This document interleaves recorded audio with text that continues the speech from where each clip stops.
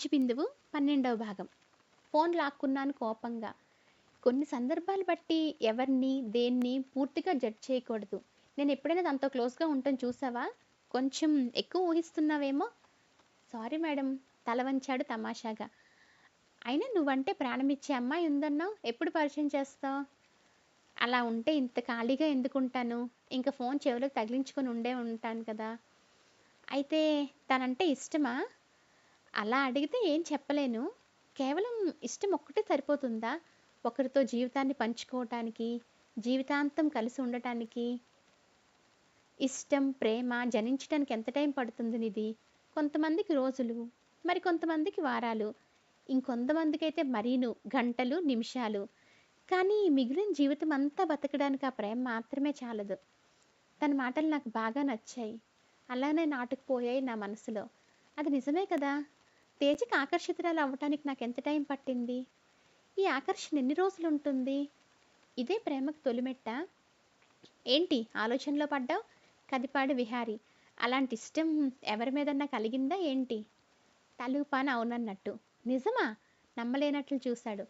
కానీ నువ్వు చెప్పినలాంటి ఇష్టం కాదు. జీవితాంతం అదే ఇష్టం, అదే ప్రేమ అలాగే ఉంటుంది అని ఆగి నిషా మీద అన్నాను. అంతేనా? నేనింకా ఎన్నెన్నో ఊహించేశాను. నవ్వుతూ కార్ స్పీడ్ పెంచేశాడు.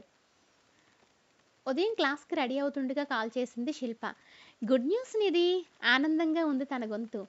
సడన్‌గా పెళ్లి కార్డ్ ఇవ్వవుగా? నోర్ముయ్. అదేం కాదు చిరుకోపంగా అంది. తేజ వాళ్ళ డాడీకి కిడ్నీ ట్రాన్స్‌ప్లాంటేషన్ సక్సెస్‌ఫుల్‌గా అయిందంట. అవునా? నాకు ఆనందమేసింది. ఇది నిజంగా మంచి వార్త. ఒకసారి వెళ్ళి చూసొద్దాం. నేనెందుకే అంటున్న నన్ను అరగంట తిట్టి మరీ ఫోన్ పెట్టేసింది. మనం దేనికి దూరంగా వెళ్ళాలనుకుంటామో దానికి అతుక్కునేలా చేస్తుంది విధి. పోనీలే, తనతో నాకేం ఆజన్మ శత్రుత్వం లేదు. వెళ్ళకపోతే బాగుండదు.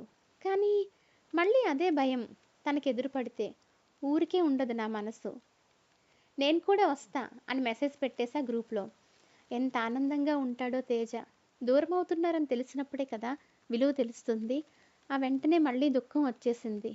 మామయ్య జీవితకాలం కూడా పెరిగితే మళ్ళీ ఇంట్లో నవ్వులు పూస్తాయి. వల్లి విహారీ పర్వాలేదు కానీ అత్తయితే మరీను.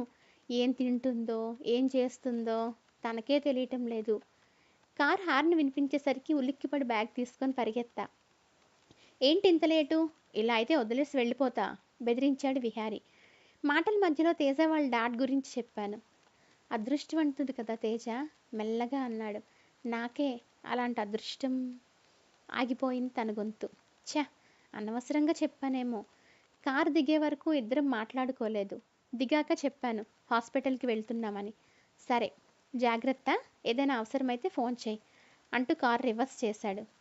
సారీ విహారీ, నా గొంతు పూడుకుపోయింది. చచా, సారీ ఎందుకు? నాన్న తర్వాత మనతో ఉండరన్న నిజాన్ని జీర్ణించుకోలేకపోతున్నా అంతే. బాయ్. వెళ్ళిపోయాడు. అనుకున్నట్టే క్లాస్ అయ్యాక తేజ వాళ్ళ డాడీని చూడటానికి హాస్పిటల్కి వెళ్ళాం. తేజ మొహంలో చాలా ఆనందం, కొత్త ఉత్సాహం. ఎవరికైనా అంతే కదా. ఇది ఊహించని బహుమతి. పెరిగిన తండ్రి జీవితకాలం. ఇక్కడి వరకు వచ్చారు కదా, మా ఇల్లు దగ్గరే రండి ఆహ్వానించాడు. మేమెంత వద్దని చెప్పినా బలవంతంగా తీసుకెళ్ళాడు. బయటి నుండి ఇల్లు చూసిన మాకు కళ్ళు తిరిగిపోయాయి. ఇల్లు కాదు, సినిమాల్లో చూపించే పెద్ద బంగ్లా. తేజ, ఇది నిజంగా మీ ఇల్లేనా? అనుమానంగా అడిగింది శిల్ప. ఎందుకొచ్చిందా డౌట్? నవ్వాడు. నాకు అలానే ఉంది. ఇల్లు చూస్తే అలా ఉంది, నువ్వు చూస్తే ఇలా ఉన్నావు అనూష కూడా అంది. ఆ ఇంటికి నేను మ్యాచ్ అవ్వటం లేదా అంటూ నా వైపు తిప్పాడు కళ్ళు. అలా ఏం కాదు, నువ్వింత సింపుల్గా ఉంటావని.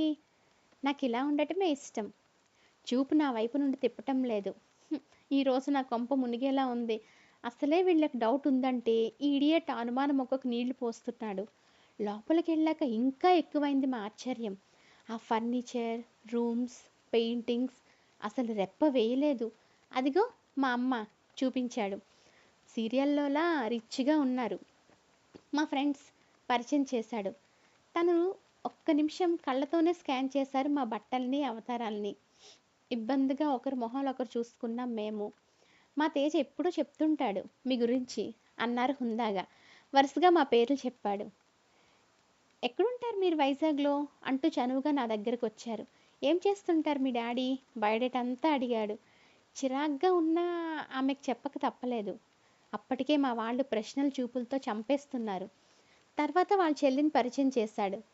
సేమ్ తల్లిలానే ప్రవర్తించింది. ఆసక్తిగా చూసింది నా వైపు. వెంటనే కాఫీ, లైట్‌గా స్నాక్స్ అందించారు టకటక. కాసేపటికి బాయ్ చెప్పి వచ్చేసాం. బయటకొచ్చినా కూడా మామూలుగా అవ్వలేదు. కొంత టైం వరకు. అనూషనే ముందుగా తేరుకుంది. దొంగ రాస్కెల్! మేమడిగితే ఏం లేదన్నావు? మరి వాళ్ళ ఇంట్లో వాళ్ళకి కూడా ఎలా తెలిసింది నీ పేరు? అడ్డంగా దొరికిపోయాక ఇంకేం చెప్తాను? నోరు మూసుకొని ఊరుకున్నా. వీళ్ళు ఈ మాత్రానికే ఇంత తిడుతున్నారు? నా మనసు అర్ధగంట వెనక్కి వెళ్ళింది. ఇది నా రూమ్ అంటూ తన రూమ్‌లోకి తీసుకెళ్ళాడు. పెయింటింగ్స్ అయితే చాలా బావున్నాయి.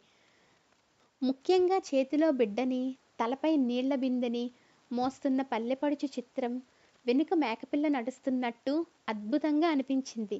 చాలా బాగుంది కదా! దగ్గరలోనే వినిపించింది తన గొంతు. ఒళ్ళు జల్లుమంది. ఉలిక్కిపాటుగా తల తిప్పాను. 3 అడుగుల దూరంలో ఉన్నాడు తేజ. అదృష్టం వాళ్ళు ముగ్గురూ లేరు. ఉంటే ఇంకంతే. అయినా వీళ్ళెక్కడికి మాయమైపోయారు సడన్‌గా? అటూ ఇటూ చూశాను.